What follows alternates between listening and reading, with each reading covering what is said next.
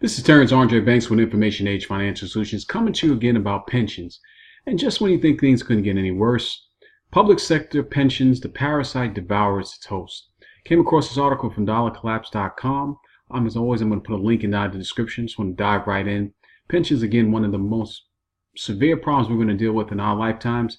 It's coming sooner than later, and it's right around the corner. It's actually happening now. The Wall Street Journal recently highlighted a better method of analyzing the impact of public sector pensions on state and local budgets. The results are ominous for government finances, the bond markets, and pretty much everything else. Why your pension is doomed. A new study found that the benefits are rising faster than GDP in most states. Now, when you have something that if the benefits are rising more than the gross domestic product in your particular state, this is beyond price. This is a crisis. Pensions costs are soaring across the country, and government unions blame politicians for underfunding benefits. If only taxes were higher, state budgets would be peachy. The real problem, as a new study shows, is that politicians have promised over-generous benefits. Yeah, that's definitely the issue, but it doesn't matter. You voted these individuals in with the promise, like children, that they can give you something on a finite planet. But before I continue digressing, let me continue on. In a novel analyst, the Illinois-based policy outfit Wirepoints compared the growth of state pension liabilities relative to state gross domestic product and fund assets. Most studies have examined unfunded pension liabilities, which is the difference between current assets and the present value of owned benefits. But this obfuscates the excessive pension promises that politicians have made. According to the study, accrued liabilities, how much states are on the hook for between 2003 and 2016 grew more than 50% faster than the economies in 28 states. Let me repeat that again. According to the study, accrued liabilities, how much states are on the hook for between 2003 and 2016 grew more than 50% faster than the economies in 28 states and more than twice as fast as GDP in 12 states.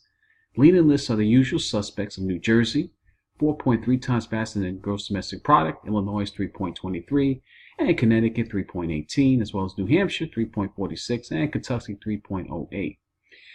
Between 2003 and 2016, New Jersey's pension liability ballooned 176%. Unions blame lawmakers for not socking away more money years ago. Would it be possible that they not only you both them in for believing something like this, but you never took into consideration that this was unsustainable, or even thought the process of how this is going to be maintained? I'm just saying this not only just to politicians. As adults, we need to be more mindful of what's going on in the spaces that we're living in, and desperately our economies. Through lower pension payments help them bargain for higher pay. The reality is that the New Jersey's pension funds would be broke even had politicians squirreled away billions more. Repeat that again. The reality is that the New Jersey's pension funds would be broke even had politicians squirreled away billions more. This is ditto for Illinois, where the pension liability has grown by 8.8% annually over the last 30 years. Yet, when the Illinois Supreme Court in 2015 blocked state pension reforms, the judges rebuked politicians for inadequately funding pensions. The solution, according to unions, is always to raise taxes, but no tax hike is ever enough because benefits keep growing faster than revenues. New Jersey recently raised corporate and income tax on high earners, but the state would need to spend billions more on pensions each year to adequately finance promised benefits. Illinois' Democratic legislature last year overrode GOP Governor Bruce Rauner's veto of a corporate income tax hike. Yet the Democratic candidate for governor, J.B. Pritzker, and unions are now campaigning to kill the state's flat tax and raise taxes again. Stanford University's lecturer David Crane has calculated every additional penny that California schools have received from the state's 2012 millionaires tax, which raised the top individual rate to 13.3% from 10.3%, has gone toward retirement benefits. The only salve to state pension woes, as the Wirepoint study notes, is to rein in current worker benefits. Yeah, they won't do that unless there's a crisis. A case can be made, and was made a long time ago by FDR, among many others, that the whole idea of public sector unions is misguided. As FDR said, it is impossible to bargain collectively with the government, because when government unions strike, they strike against taxpayers, which he considered unthinkable and intolerable. Well said. We're setting the truth is of this now as public sector unions are using their growing clout to convince politicians to write checks that taxpayers can't cover. They don't realize that they're affecting themselves if you're living in a state where you're actually going to continue to increase the benefits. This is ridiculous.